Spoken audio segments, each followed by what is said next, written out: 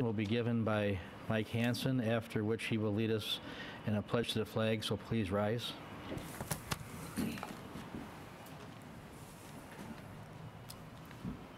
Thank you very much, and thank you, Mayor, for this distinct honor and privilege.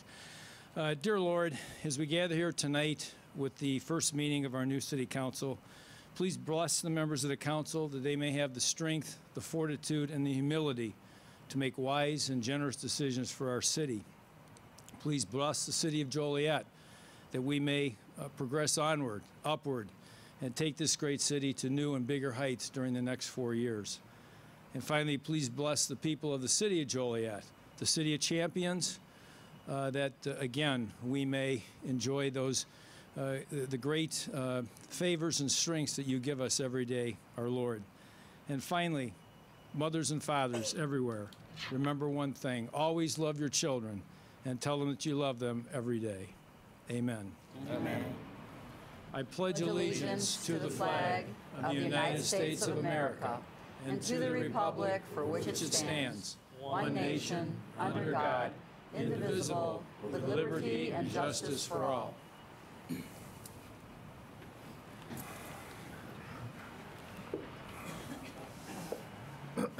Start with roll call. Mayor Odekirk. Here. Councilwoman Gavin. Here. Councilman Girl. Here. Councilman Hugg. Here.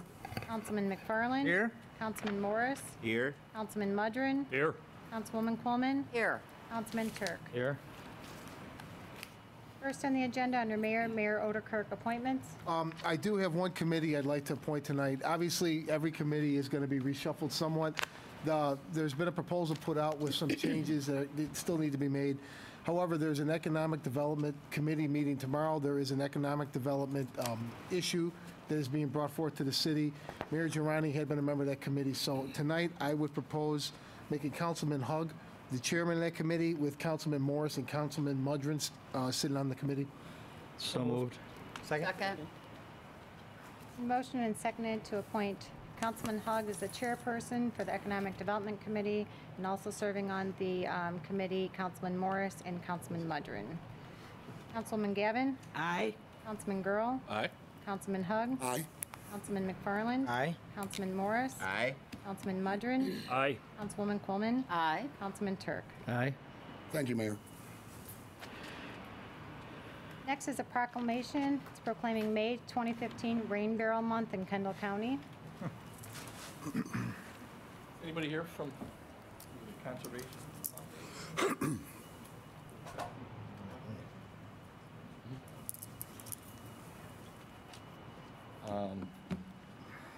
Well, we kind of have an interesting proclamation here. It's a proclamation proclaiming May as Rain Barrel Month in Kendall County, which is a neat thing. I know, working for the Forest Preserve, we are very aware of conserving our most precious resource, which is water. The next kind of neat thing about this proclamation, it is the first proclamation by Mayor Odekirk, who signed. So, first proclamation signed by our new mayor, Bob Odekirk. Whereas water is a valuable, limited natural resource, and municipal and rural residents in Kendall County depend on water for numerous home and commercial uses. And conserving and protecting water resources supplies is a benefit to all residents of Kendall County.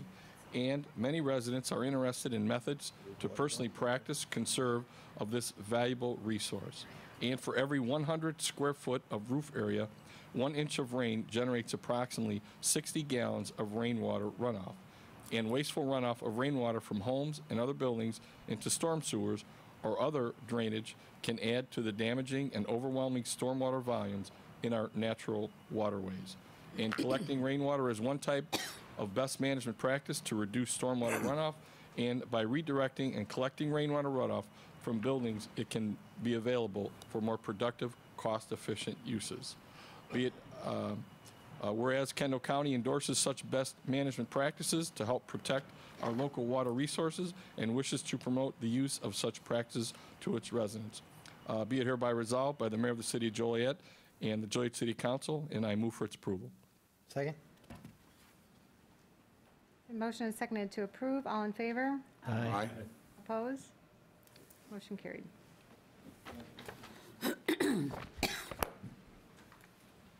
Next on the agenda is a presentation on the multimodal construction plan update, but Mayor, we did receive a request to move up Council Memo 234-15.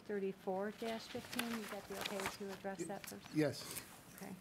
Council Memo 234-15 is found under award of contracts. It's a request to award a contract for healthcare consulting services.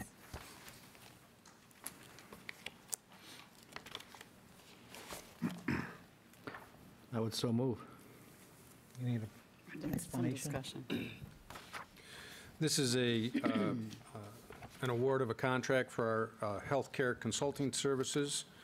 The Gallagher Benefit Services is our broker in the marketplace representing the city, negotiating, reviewing our Blue Cross Blue Shield health insurance agreement, reviewing all of the voluntary plans, securing a vendor for the federal retiree drug subsidies, and interceding on a regular basis to ensure that our covered employees and retirees issues are satisfactorily addressed.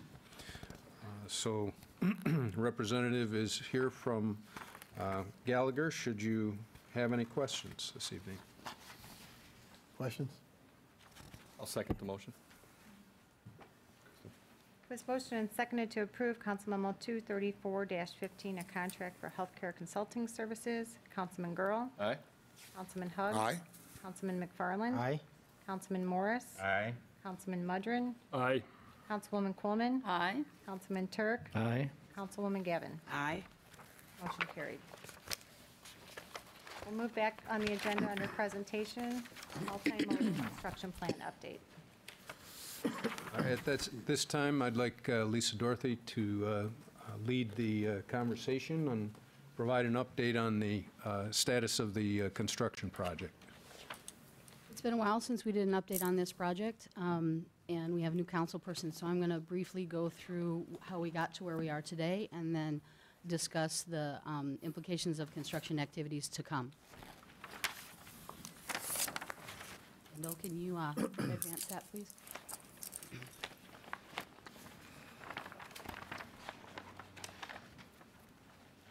Kendall? Kendall, could you operate the slides, please? This is a pre-construction aerial adjacent to the ultimate build-out for the project. Just gives you a feel for the scope and the area that's under construction. The next slide.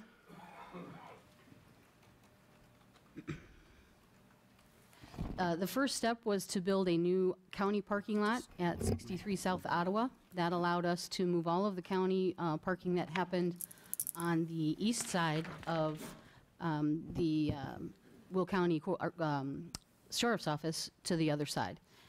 Then the next slide shows you the parking lot that we were able to build for the commuters in that same location on the other side of the Sheriff's Department. This is a 400-spot commuter parking lot that we needed to build in order to close down some of the smaller lots that are under the footprint of the new construction. The new Rock Island platform was constructed and is now in service. The Metro trains for the Rock Island no longer cross the intersection of the Railroad Diamond. They stopped short, and that allowed for all of the construction on the rail lines to begin. In addition to that, the temporary Heritage Corridor platform was built. This is a temporary platform. It is simply a platform to allow us to move passengers safely out of the construction zone until such time as the new train station is built. The Union Station was decommissioned in September of 2014.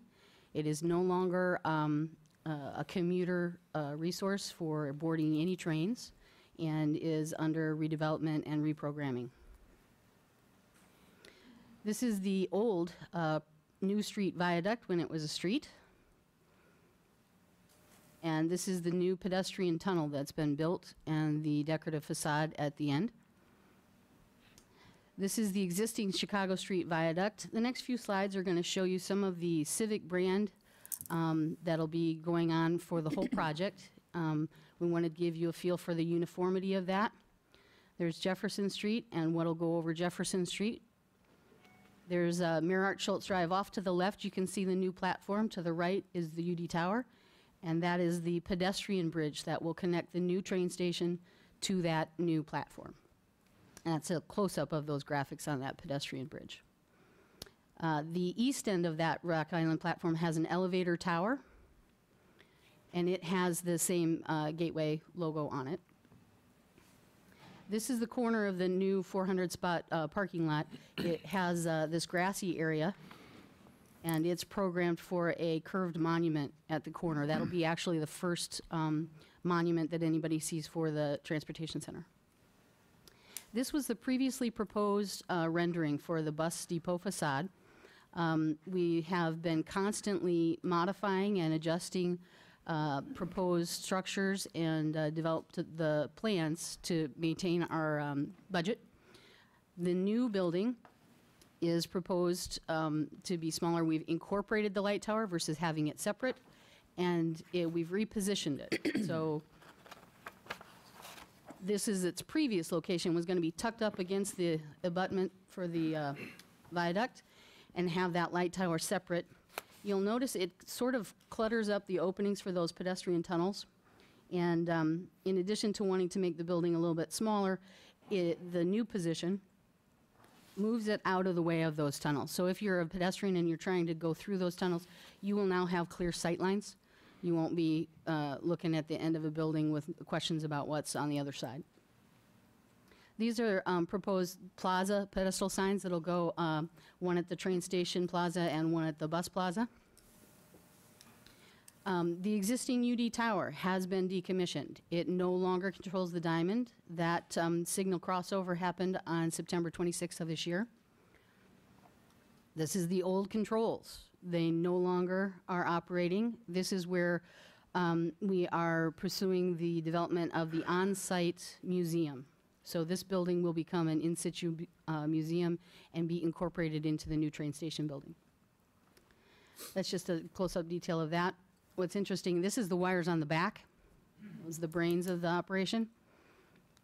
That was how they told whether the bridge was up or down over the river. This is a rendering of the new train station, and despite the incorporation of UD Tower from the pedestrian viewpoint, you probably won't notice the change. It's tucked back in the corner, and you can see there that oblong, or the rectangle, is the tower incorporated into the footprint. The blue is the Amtrak office, the red is Metra. There's a little cafe space and washrooms, and then there's the second floor. And that'll be observation space. People who are interested in watching the trains will have the best views down the tracks. This is the initial track alignment. So if you were standing in that tower looking to the north, you can see there are 3 tracks to the east and 1 to the west, and an old asphalt platform. That asphalt platform has been removed, and they are prepping that now with stone. And they've got their panels ready to go. This is looking south. You can see they've got that prepped as well. That's looking down the Rock Island. You can see there's a train stopped. It no longer comes to the diamond, and they've prepped for the diamond replacement. That's one of the diamonds just waiting. And that brings us to the real reason for the need for an update. The previous discussion, I kind of warned you that these construction activities are going to impact commuters and traffic significantly. It's unavoidable. And for safety's sake, when you are rebuilding a railroad bridge, you close the street beneath it. There's a lot of information on this map showing the worst of the closures for the railroad activities. We will be piggybacking some of those activities in order to save money and taking advantage of the times when the trains are not there to install our tunnels. But for the most part, this work is for the Union Pacific and high-speed rail improvements through the corridor. This information has been put on the city's website. We will be releasing a press release tomorrow. Impacts to commuters start on May 7th, in that the new street parking lot will go offline. The closures for the roads are on a separate schedule, and there are 3 major closures. The first one is this weekend, Sunday, Monday, then next weekend, Sunday, Monday, and then again in June, the first weekend in June, Saturday, Sunday. The one in June is the one where our tunnels will go in, and they will replace Jefferson, Osgood, and New Street bridges all at the same time. We will be closing down the monthly commuter lot at the corner of Jefferson and Merritt Schultz, and that will no longer be a monthly parking lot. It will be used for construction staging now until such time as the new train station is completed. And once the commuters can access trains and things from the new station, we will remove the trailers and the temporary ramp and then reconstruct that entire parking lot. And that'll be predominantly for handicap parking and quick turnaround there at that lot. It's a lot of information.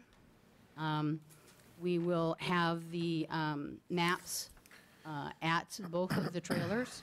We'll have them available for people to pick up within the tunnel as they walk through. And we will have them available at the front desk here at City Hall, as well as being on the website. Mayor, question? Yes. Lisa, first of all, has the ballpark been notified, the Slammers ball team? Yes, in fact, one of these weekends significantly impacts the IHSA high school baseball tournament. We have coordinated with Joliet Police and the Slammers and IHSA, and they're actually not too upset. Because Jefferson is closed, it allows them to stage their team buses on Jefferson, and because the commuter lot is closed, we will be allowing them to do their handicap parking in that lot. So we've provided them with their own special map that just has details about parking for their event and pedestrian routes for their event only. And that will be part of the press packet that they give to all of the teams. The Slammers have been really great neighbors on this project. They understand that everything that we can do, we are doing. We're preserving their staff parking and moving it around when we need to. But they are in the loop. So is Joliet Central is up to date, and the mansion and the ballroom rental upstairs. And one more thing, are there signs being posted for the commuters to understand about these closures? And how are we notifying our citizens? We're going to do press releases. The website's been updated, and the flyers will be available. And there will be, the sandwich board signs will be updated all around the facility, and special order directional signs for when it's confusing will be put up. Can we possibly do a radio spot on JOL as well? Well, I'm not opposed to it. Just to get the information out there. Jim? I can make sure that happens. Okay, all right, thank you. Thank you. Councilman. Lisa, a couple questions. Has the layout for the Heritage platform changed? The layout as far as where it's located? Correct. No. Okay, it's gonna have the 775 feet street access, Van Buren. I'm looking at the old plans here. It's about 600 feet long, Okay. and it goes from the new train station to the north tunnel, which is mid-block between Clinton and Van Buren. And there's a full platform between two sets of tracks so that you can board either left or right for that distance. One of the tunnels comes straight out of the train station building at the south, and then there's an independent tunnel that comes for pedestrian access off of Merritt Schultz north of Van Buren. That has not changed. It has not changed, okay. That's all I have. Any other questions? I have one. When the Jefferson Street area closes, it's going to be closed for 2 weeks straight? It's going to be closed for longer than that. Jefferson's closure is from June 4th through the 19th. It's a little longer than that. And what's important to note is it's the street and the sidewalks. That is going to be the most hardship for commuter pedestrians. They will either have to use Van Buren when accessing Heritage Corridor, or the existing tunnel through Union Station will be maintained during regular business hours. We are encouraging commuters who want to access the Rock Island to utilize the York Street lot, the Washington lot, and the new Rock Island lot whenever possible. Chief Benton, have you coordinated at all with this? It's probably going to cause a significant traffic problem, at least during the morning and the afternoon commute. We have our neighbor policing unit, along with our special services division, has been planning for to assist with the redirection, and We'll be working on the educational campaign as well, leading up this to try to make sure those that are affected by it have warning well in advance. Thank you. Sure. Any other questions? Thank you. Next is the approval of agenda. Is there a motion to approve the agenda as written? Move. Second. Been motioned and seconded to approve. Councilman Hug. Aye. Councilman McFarland. Aye. Councilman Morris. Aye. Councilman Mudrin. Aye. Councilwoman Coleman. Aye. Councilman Turk. Aye. Councilwoman Gavin. Aye. Councilman Grow. Aye. Next is council committee reports. CTIS committee report. The CTI committee met on Thursday, April 23rd, 8:30 a.m. in the executive conference room, consisting of myself, Councilman Larry Hogg, and Councilwoman Betty Gavin. The thing on the agenda was our contract amendment with Impact Outdoor, with the digital signage. They had 4 signs they wanted to amend, one already being done, which was at Ultra Foods, the big sign there at Theodore and Jefferson's or Larkin. And they want to increase the signage from 6 feet by 12 feet to 8 by 16 feet. And the one at Ultra Foods is already that large. It's to give them more visibility. And there'll be one at Wedgewood, which will be at Route 59 Caton Farm Road, Jefferson Street in Hobart near the Joliet Airport, and Jefferson, and the other one is on the other corner at Hobart as well for Joliet Airport. And it was approved unanimously after much discussion. And the last one will be over at Route 59 and Theodore Street by the Tower Marketplace. And it's on our agenda tonight. It's memo 231-15. We also discussed JCTV closed captioning for our folks that have difficulty hearing, and something we'd like to get done, so we're going to do some more research on it. And I talked this evening to a constituent who brought to our attention, and she's going to look further into it, how we can implement that on our local TV. And then last but not least, we also discussed our newsletter. That's going to be, it's a format that will be going out for bid, you said yesterday? Yes. Went out for bids yesterday. And it'll be a quarterly newsletter. It will be non-political. However, there will be a mayor's corner every quarter. And also there will be a contest to name the newsletter. I proposed Jan of Joliet Gazette, but they didn't like that, so. Just kidding. So we're going to have a contest to let the citizens decide what they want to choose the name of the city newsletter. And we're also going to be putting it on the water bill, so people will look for it. They won't just see it, think it's another advertisement. It'll be the Joliet newsletter to, update you on important things going on in the city, events and things of that nature. It'll always be a work in progress, and we're going to continue to tweak it, but I think the first one should be kind of exciting. And I believe that concludes my report. Anything Councilman Gavin or Councilman Hogg would like to add? I think you got it. Well, the only thing I would add is... And was fine with me, but... That was fine with you. The only thing I would add is that the marquees are, the billboards that are going up and their flags, part of the agreement, so let people know. Thank you is for to that. illuminate Yes. the flags. Mm-hmm. Permanently, And they will not be just lit. with the battery-operated solar. Exactly. They're going to do that as well. That concludes our report, Mayor. Thank you. Public Service Committee report. Your Honor, the Public Service Committee, comprised of Councilwoman Gavin, Councilman McFarland, and myself, met this evening at the prior to this meeting to review the contracts, change orders, pay estimates, final payments. Had some discussion on them, found them all to be in order, recommend their approval, and they're on tonight's agenda. No other reports. Next is consent agenda. First is the approval of minutes. It's recommended the minutes of the pre-council meeting held on April 20th and of the regular meeting held on April 21st, 2015 stand approved as recorded. Council memo 214-15, regular payroll for March 20th through April 2nd, 2015, $3,122,996.54. It is recommended said regular payroll be approved. And Council memo 215-15, position vacancies.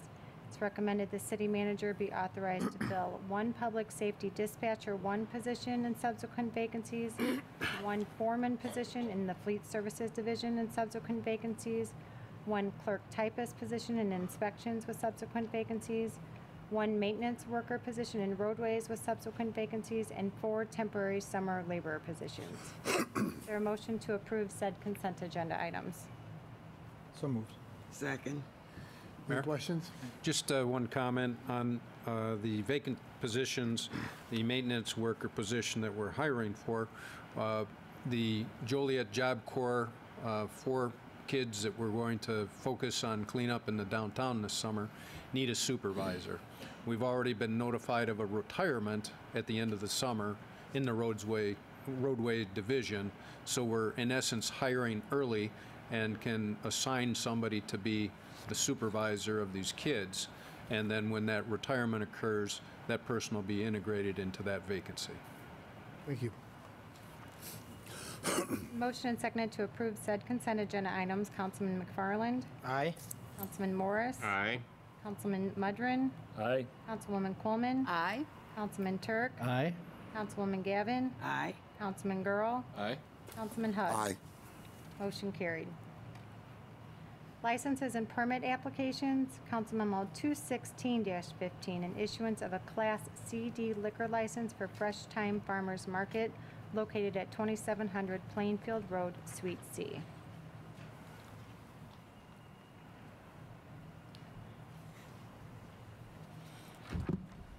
Mayor, members of the council, public hearing was held on April 15th, 2015 for a requested CD liquor license for Lake Venture LLC doing business as Fresh Time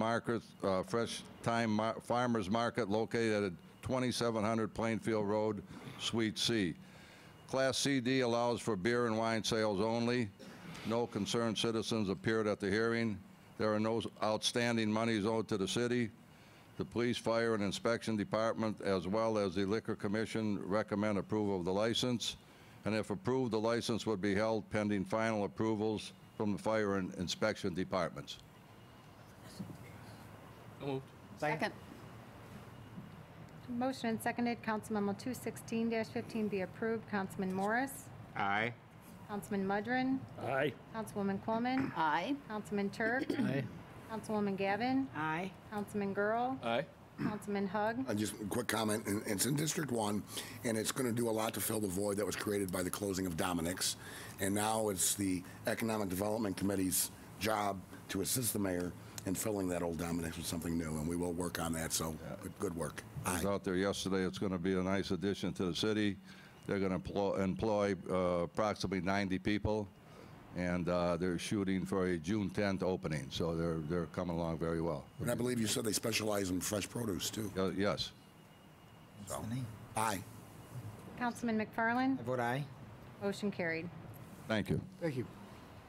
Council Memo 217-15 is an application for a drive-through permit for a Hardee's restaurant at 1530 West Jefferson Street. It's recommended this permit be approved. That wasn't. So moved. Second. Motion and seconded to approve. Councilman Mudrin? Aye. Councilwoman Coleman? Aye. Councilman Turk? Aye. Councilwoman Gavin? Aye. Councilman Girl? Aye. Councilman Hug? Aye. Councilman McFarland? Aye. Councilman Morris? Aye. Motion carried. Council Memo 218-15, an application for a drive-through permit for a Potbelly's restaurant at 2577 Plainfield Road. It's recommended this permit be approved. So moved. Second. Motion is seconded to approve. Councilwoman Coleman. Aye. Councilman Turk. Aye. Councilwoman Gavin. Aye. Councilman Girl. Aye. Councilman Hug. Aye. Councilman McFarland. Aye. Councilman Morris. Aye. Councilman Mudrin. Aye. Motion carried. Under public hearings, Council Memo 219-15, an amendment to the annexation agreement for Audubon Country Club, 3795 Centerpoint Way, and an amendment to the master development plan for Audubon Country Club. That's a public hearing. Yes. Are there any comments? Nancy? I think the petitioner's here. Good evening, Mayor, members of the City Council, Mike Hanson on behalf of Audubon Country Club. What this represents is a change in our annexation agreement and our master development plan to include condominiums for more automobiles. And I'd like to actually comment on one of the Joliet's great success stories, entrepreneurial success stories, the Audubon Country Club. And here with me tonight are the two founders, Tim O'Donnell, Mark Basso. I think they have some more information they'd like to tell you, and I think this is truly one of the great economic development engines of our city and something that we can really be proud of. So Tim and Mark, why don't you update the council on what's going on? Thanks, Mike. We're real proud to be part of the city of Joliet. We just celebrated our 10th anniversary now, and we now have over 400 members, and we had 35 new members join last year. We've already had 20 join this year, so it's been really exciting, the growth. And also we have partnerships now with Audi, BMW, Cadillac, Lexus, Chevrolet, Jaguar, Mercedes, Maserati, Dodge, and we're regularly hosting all these manufacturer events, which they come out and display all their cars for consumer arrive and drive events, for dealer training, also for press events. And for instance, there's a big Audi event coming up where there'll be 60 people a day for 2 weeks coming out to drive these cars, and they'll all be staying in the local hotels because this is some of these events are national, some are regional as well. So it really exposes people from all over the Chicago area to Joliet. A lot of them do stay in the hotels and everything. So it's been very exciting, the growth in the facility, and the condos are just part of the natural evolution of the club, giving more opportunities for members to stay and play. So, Tim? Yeah, the condos are also an opportunity for our members to continue their investment in Audubon. And with our member base as well as our outside rental business, we attract over 30,000 people a year.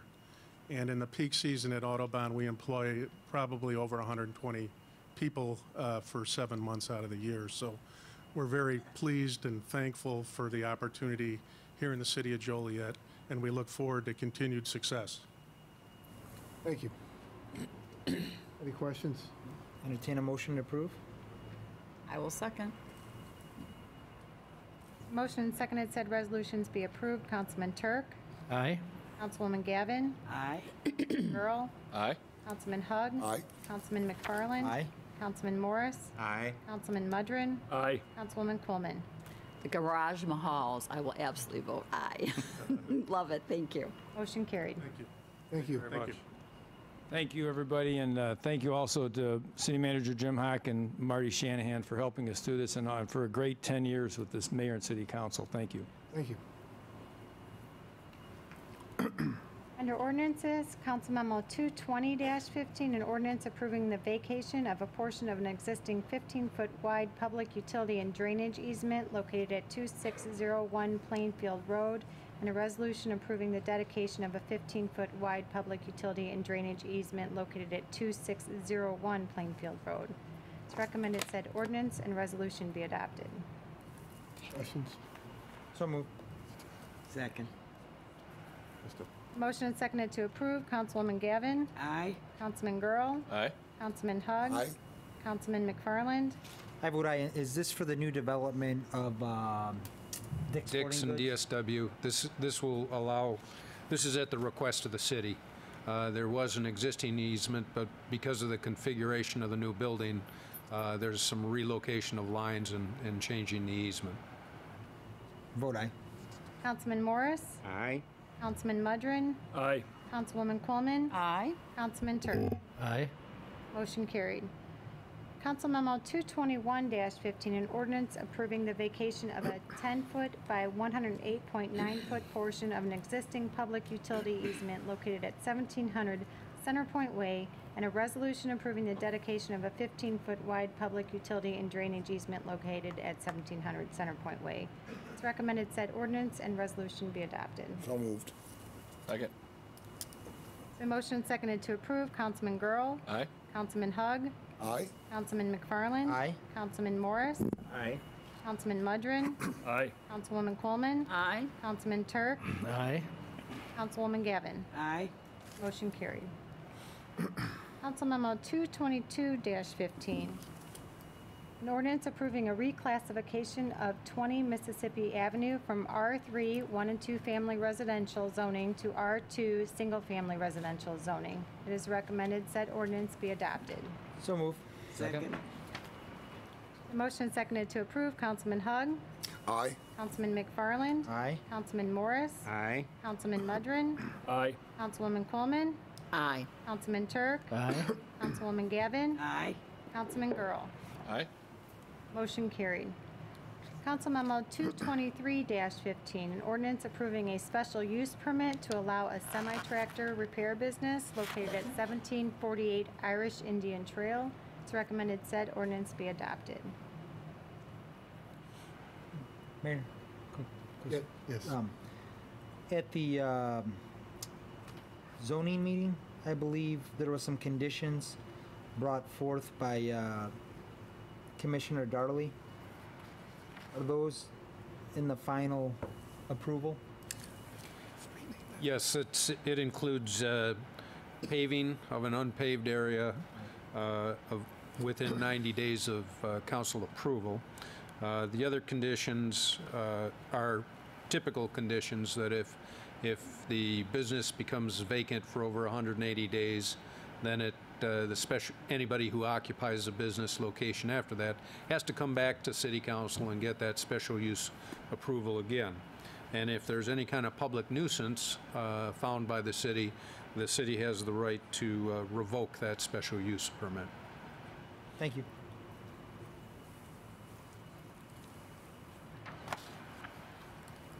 Okay. I believe we need a motion. So moved. Second.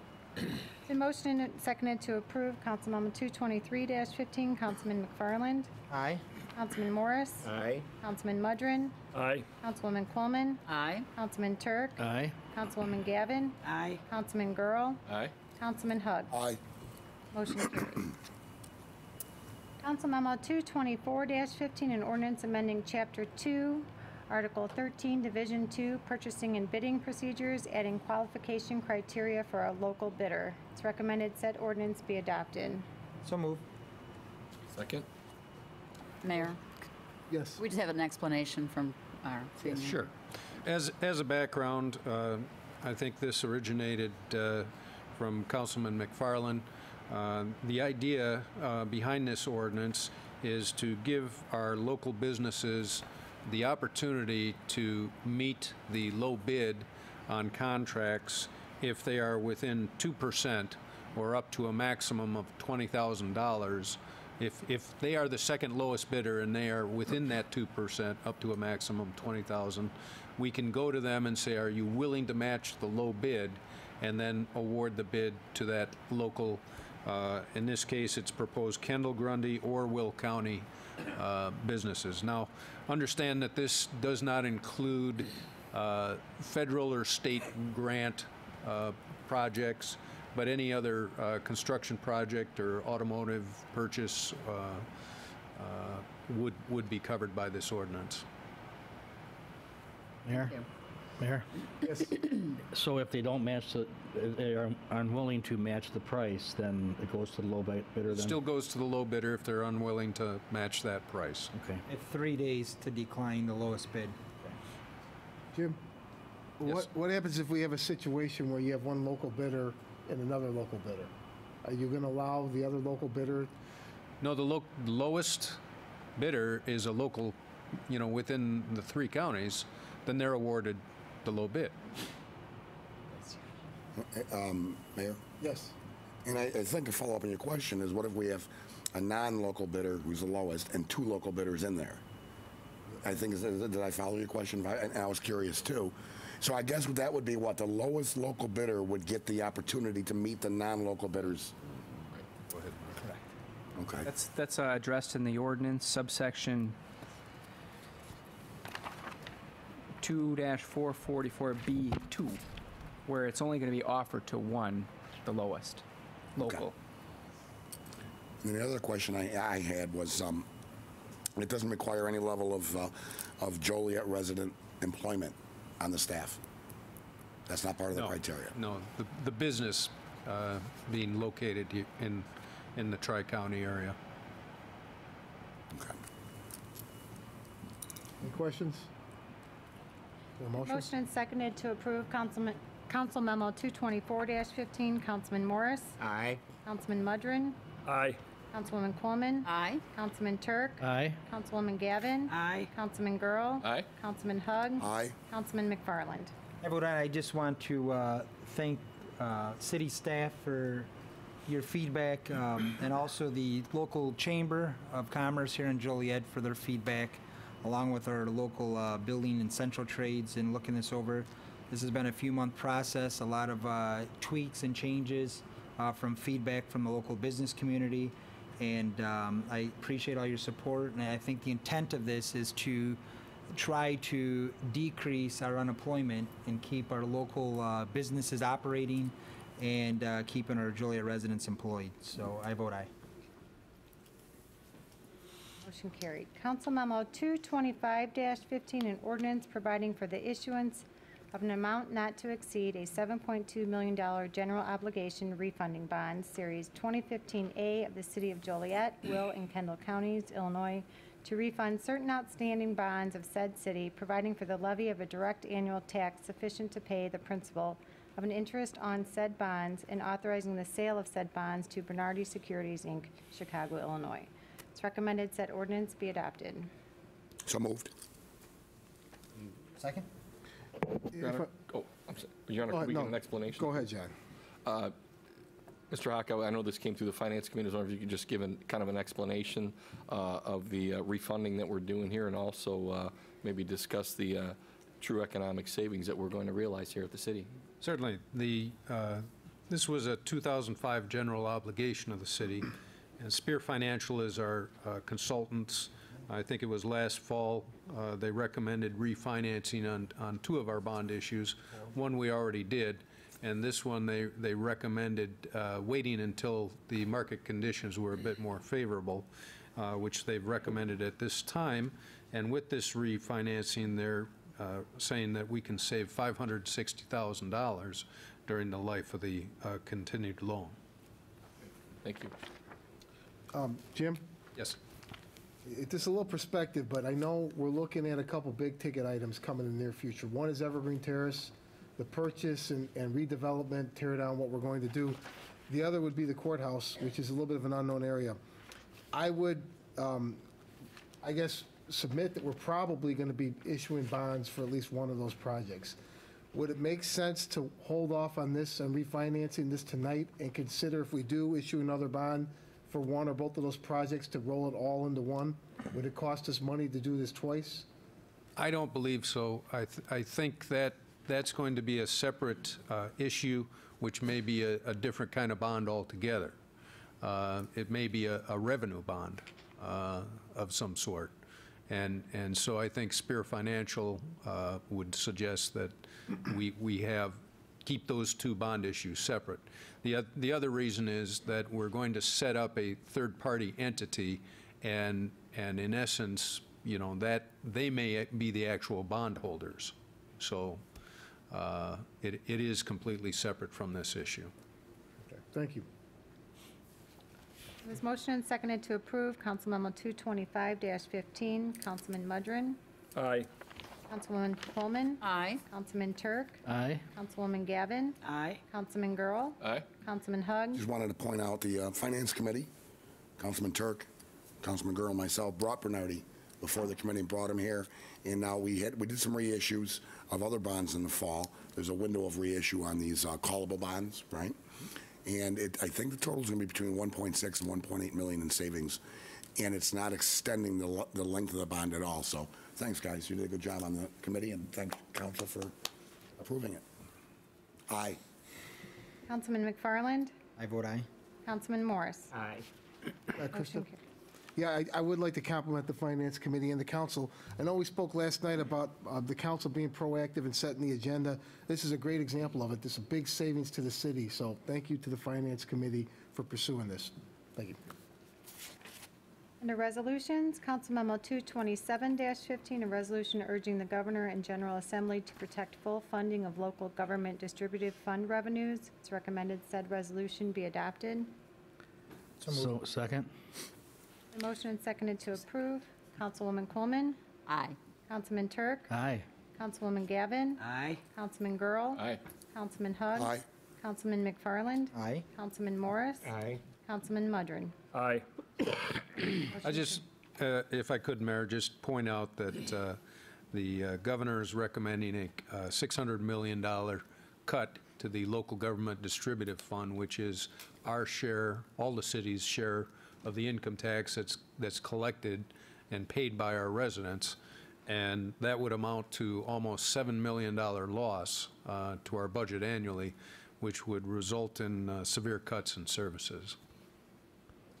Thank you. Council Memo 228-15, a resolution approving an intergovernmental agreement with the Illinois Department of Natural Resources for the Spring and Hickory Creeks Flood Control Project. It's recommended said resolution be adopted. So moved. Second. I get your point, though. I've asked, do we have a photo of this? Kendall's pulling one up right now, so you can see the area.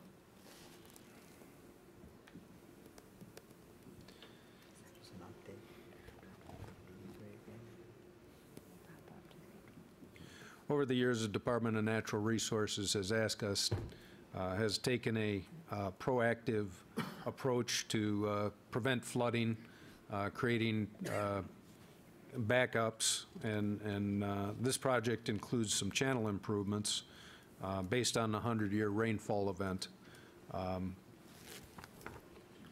Jim, can you refer to a couple of the areas there that we're talking about specifically? Yeah, this project, again, is, City Manager said, is to basically keep the 100-year rainfall event within the creek. Right now, obviously, the floodplain is very wide in those areas.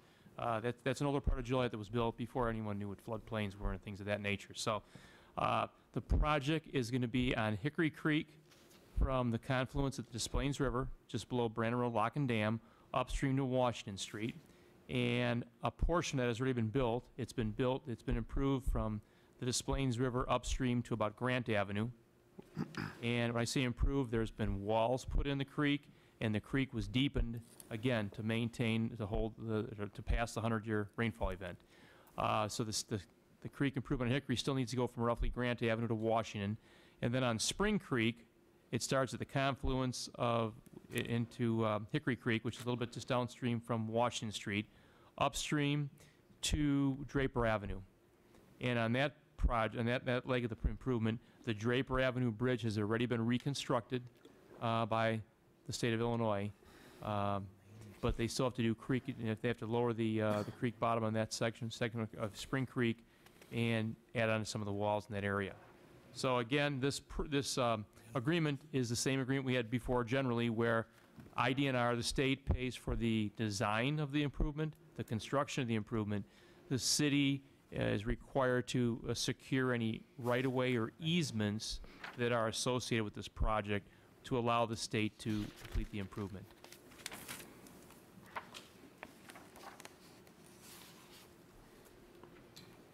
It was motion and seconded to approve Council Memo 228-15. Councilman Turk. Aye. Councilwoman Gavin. Aye. Councilman Girl. Aye. Councilman Hug. Aye. Councilman McFarland. Aye. Councilman Morris. Aye. Councilman Mudrin. Aye. Councilwoman Coleman. Aye. Carried. Council Memo 229-15, a resolution authorizing the acquisition of 927 McKinley Street. It's recommended said resolution be adopted. So moved. Second. Questions? Just real quickly. Yes. I think both these purchases have to do with the CSO project, correct? Yes, both 229 and 230. One is, the next one's acquisition of a house, and this is of a vacant lot. And we've talked to these residents over the years. We need the property for the expansion of the East Side wastewater treatment plant. All right, thanks. Motion and seconded to approve Council Memo 229-15. Councilwoman Gavin. Aye. Councilman Girl. Aye. Councilman Hug. Aye. Councilman McFarland. Aye. Councilman Morris. Aye. Councilman Mudrin. Aye. Councilwoman Coleman. Aye. Councilman Turk. Aye. Motion carried. Council Memo 230-15, a resolution authorizing the acquisition of 929 McKinley Street. It's recommended said resolution be adopted. So moved. Second. Motion and seconded to approve. Councilman Girl. Aye. Councilman Hug. Aye. Councilman McFarland. Aye. Councilman Morris. Aye. Councilman Mudrin. Aye. Councilwoman Coleman. Aye. Councilman Turk. Aye. Councilwoman Gavin? Aye. Motion carried. Council Memo 231-15, a resolution to approve and authorize the execution of a First Amendment to the agreement with Impact Outdoor LLC for the network of digital signs on select city monument locations. It's recommended said resolution be adopted. I would so move. Second. Questions? Been motioned and seconded to approve. Councilman Hug? Aye. Councilman McFarland? Aye. Councilman Morris? Aye. Councilman Mudrin? Aye. Councilwoman Coleman? Aye. Councilman Turk? Aye. Councilwoman Gavin? Aye. Councilman Girl? Aye. Motion carried. Council Memo 232-15, a resolution authorizing an incentive agreement for the Jeff Cat subdivision. It's recommended said resolution be adopted. So moved. Second. Mayor, can you have him explain it? Yeah, I give a little background here. This is a 4.4 acre site where the Aldi is located with Chipotle, Panera, bread, it's not Panera. It's Muyaz, Potbelly, and Chipotle. Booyah. There. There's a building in the back that occupants have to move into yet. This is our incentive for the construction. It was based upon our participation in the expenses for the IDOT mandated improvements in the intersection there. We budgeted $150,000, anticipating that would be 50% of a $300,000 intersection improvement, but it has gone up to $450,000, and the developer is absorbing that additional cost as part of the project. Thank you. Questions? Just one, Your Honor. Is that for the new signalization? right there? It's the new signalization. There's also some lineup of lanes and so forth. The light that you see there right now is just a temporary light. And we'll make sure that construction occurs after the light at the Inwood facility is complete. Good idea. Motion and seconded to approve. Council Memo 232-15. Councilman McFarland? Aye. Councilman Morris? Aye. Councilman Mudrin? Aye. Councilwoman Coleman? Aye. Councilman Turk? Aye. Councilwoman Gavin? Aye. Councilman Girl? Aye. Councilman Hug? Aye. Motion carried. Under bids and contracts, award of contracts, Council Memo 234-15 was previously approved. Council Memo 235-15, award a contract for brokerage services for property casualty liability, workers' compensation insurance. Council Memo 236-15, award a contract for the West Side Wastewater Scum Skimmer Improvement Project. Council Memo 237-15, award a contract for the citywide lift station skater project. Council Memo 238-15, request authorization to award a contract for the 2015 sidewalk curb replacement project. Council Memo 239-15, award a contract for the waterproofing rehabilitation of precast seating risers for Silver Cross Field. Council Memo 240-15, award a contract for the 2015 Public Works Landscape Restoration Program. Council Memo 241-15, award a professional services contract for the Phase 2 engineering for the Illinois Route 171 Collins Street, Van Buren Street to Woodruff Road Street Lighting Improvements Project. Council Memo 242-15, award a contract for the 2015 City of Joliet Mosquito Abatement Program. Council Memo 243-15, reject all bids for the Well 24D Rehabilitation Project. Council Memo 244-15, approve a professional services agreement for cogeneration evaluation. It's recommended Council Memos 235-15 through 244-15 be approved. So moved. Second. Jim? I believe we have some photos. I'm referring to item 241. These are some photographs of the bases of the light posts on Collins Street. They were installed in 1961, and you can see what's happened, just from environmental exposure and why there's a need to redesign and replace these lights along that entire corridor. Any questions? Yes, I have a question, Mayor. Councilman? Jim, why are we rejecting the bids on 24D on the pump? We're rejecting all bids. You have an explanation? That's on the well? Yes. That was something that you tabled at the last meeting. The city decided to add some work and combine it, and so we're rejecting all these bids, and then we're going to rebid again at the end of summer and award it in the fall, and it's better timing for the city to do the project in the fall as well. Thank you. Sure. It was motion and seconded to approve Council memos 235-15 through 244-15. Councilman Morris? Aye. Councilman Mudrin? Aye. Councilwoman Coleman? Aye. Councilman Turk? Aye. Councilwoman Gavin? Aye. Councilman Girl? Aye. Councilman Hug? Aye. Councilman McFarland? Aye. Motion carried. Amendments, change orders, and payments. Council Memo 246-15, approved change order number 2 for the East Side West Water Treatment Plant Influent Pumping Station and Screen Replacement Project. Council Memo 247-15, approved change order number 2 for the Combined Sewer Overflow Long-Term Control Plan, Des Plaines River Combined Sewer Overflow Tunnel Project. Council Memo 248-15, approved change order number 1 for the Victory Center Wall Repair Project 2015. Council Memo 249-15, approved change order number 2 for the 2014 Sidewalk Curb Replacement Project. It's recommended Council Memos 246-15 through 249-15 be approved. So moved. Second. Any questions? Been motion and seconded to approve. Councilman Mudrin? Aye. Councilwoman Coleman? Aye. Councilman Turk? Aye. Councilwoman Gavin? Aye. Councilman Girl? Aye. Councilman Hug? Aye. Councilman McFarland? Aye. Councilman Morris? Aye. Motion carried. Next is the city manager's report. I have just one item. It was discussed at a prior meeting, the possibility of changing the format of the agenda so that citizens to be heard would be at the beginning rather than the end. And what I'm suggesting is, and this is done in a number of cities, is that we have citizens to be heard twice on the agenda. First at the beginning on agenda items, so that council can hear the input from the public on any agenda item, and then again at the end of the agenda, it would be citizens to be heard on non-agenda items. So if I see enough nodding heads, we'll try that next meeting. Fits. Right. Audience is nodding as well. Right. That's all I had. Thank you. Next is new business, not for final action or recommendation.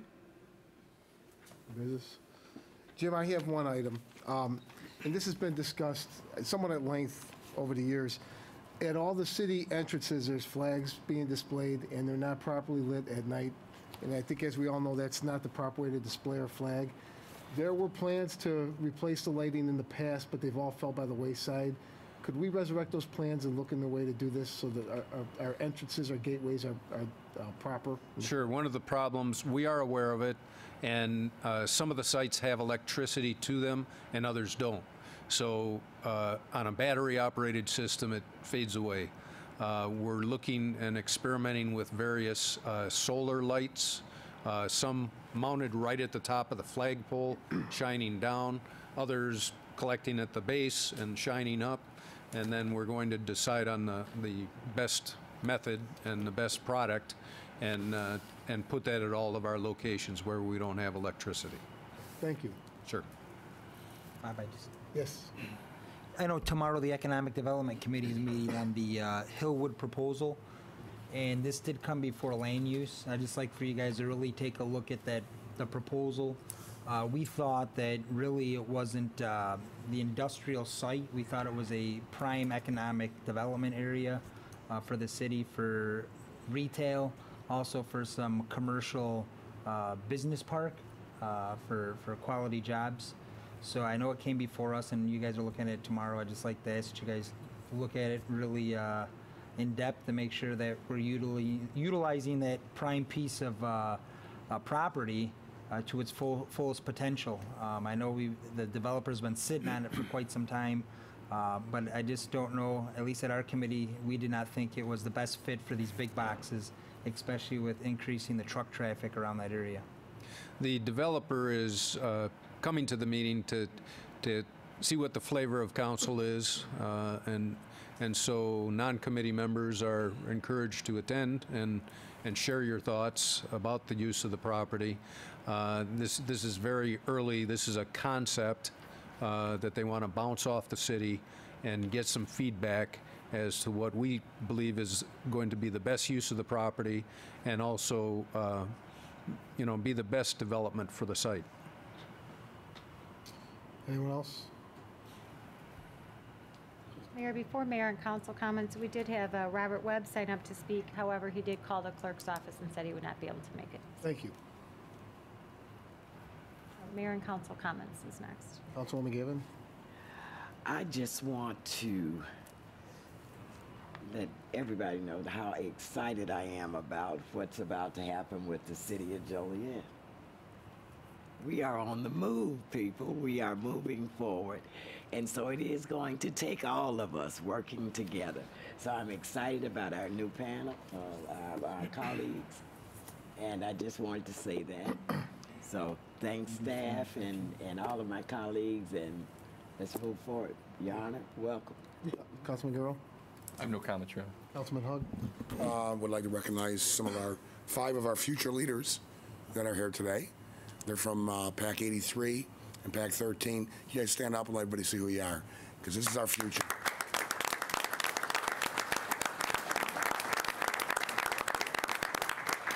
Did I embarrass you thoroughly? Yes. What they're here for is they had to observe the entire meeting. They have to write a paper on it, and then they will get, which patch is that? Citizens Merit Badge Local. Citizens Merit Badge. It's for local government. Local. And this is it is a required merit badge to become an Eagle Scout. Good work, guys. Also, too, I wanted to thank the Exchange Club for inviting me to come speak before them today. I had a great time.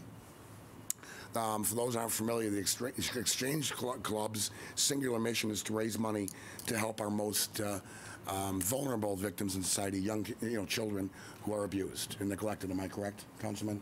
And that's what the blue ribbon is for. And I know that they currently have about 75, 80 members, but they're looking for more members, people maybe a little bit younger. So I encourage folks to contact Councilman McFarland to sign up to join the Exchange Club. It's a good group, and I'm thinking even about joining it myself after being there today. We'd love to have you. Okay, so if you can, just contact. He's everywhere. You'll find him somewhere. Well, one last thing. Happy Mother's Day coming up this weekend. All the mothers, to my wife. And I won't ask for a moment of silence, but I'll just simply mention Happy Mother's Day to my mother, who passed away just about a year ago last May. Thank you. Councilman McFarland? I'd like to also wish everybody a happy Mother's Day, including my wife. Councilman Morris? Yeah, again, nothing really other than to wish every mother a happy Mother's Day along with my mom and my wife, and have a good weekend. Councilman Mudger? I'd like to correct a vote that I made earlier. Marty told me that I should be voting abstaining on the minutes when I wasn't on the council. If we could change that. It's under the consent agenda. Thank you. Councilwoman Kuhlman? Yes, happy Mother's Day to all the mothers and grandmothers, and if your mom is still with you, please give her a hug and tell her how much you love her every day. And also for you aunts that act and step in as mothers as well. There's no Happy Aunts Day, but as an aunt that knows what it's like to be a mom and step in, I just wanted to put that out there to all the aunts out there as well. And have a safe weekend and a safe Cinco de Mayo this evening. That's it. Councilman Turk? Nothing, Your Honor. I also would wish a happy Mother's Day to my wife and my mother, and to the mothers here, our peers, and Councilwoman Gavin. And again, thank you everyone for last night. It was a wonderful night. Everyone who chose to show up and support the new council, I appreciate it. I think the rest, my peers also appreciate it. So thank you very much. Mayor? Yes. I have a request for a brief closed session. So moved. Second? Motion and seconded to go into closed session to discuss personnel, collective bargaining, land acquisition or conveyance pending or threatened litigation, after which meeting will be adjourned. Councilman Turk? Aye. Councilwoman Gavin. Aye. Councilman Girl. Aye. Councilman Hugs. Aye. Councilman McFarland. Councilman McFarland. Aye. They were thinking. Councilman Morris. Aye. Councilman Mudrin. Aye. Councilwoman Coleman. Aye. Motion carried. Signed up. Clear.